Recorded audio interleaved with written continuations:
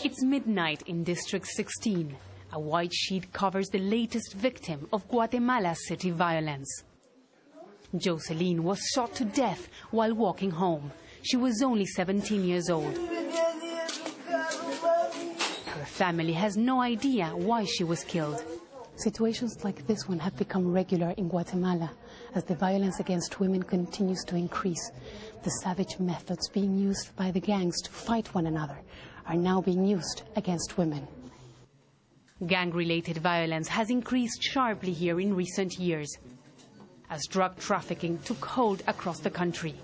But while the murder rate cuts evenly across both sexes, women's groups point out that females are often killed simply because of their gender. In 2007, over 700 women and girls were murdered. Odilia Sanchez-Niz was raped and killed by 3 men, hoping to get a promotion in their gang.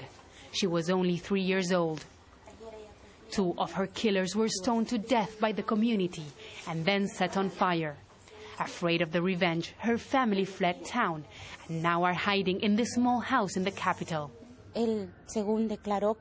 One of the men that survived told me that they'd killed her to go further up the ranks of the gangs. They do these things to prove themselves.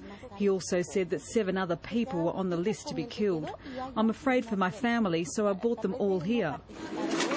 Those who dare challenge the power of men in Guatemalan society often pay with their lives, and only 2% of the crimes against women are solved. Adela Chacon-Stack's case is a rare exception. She was tortured and stabbed to death by a man whom she refused to date. Her body thrown in a ditch in Escuintla, in the southern part of the country.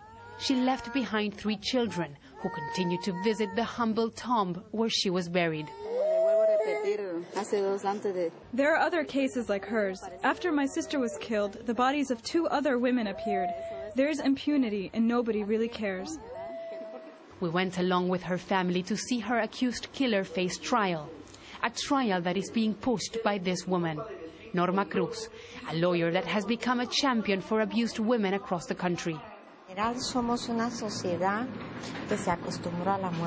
We are a society that has gotten used to death. We had the longest civil war in Latin America with thousands of people dead. So people here take it as something normal. Women are not seen as great contributors to the country, so violence against them seems to be acceptable.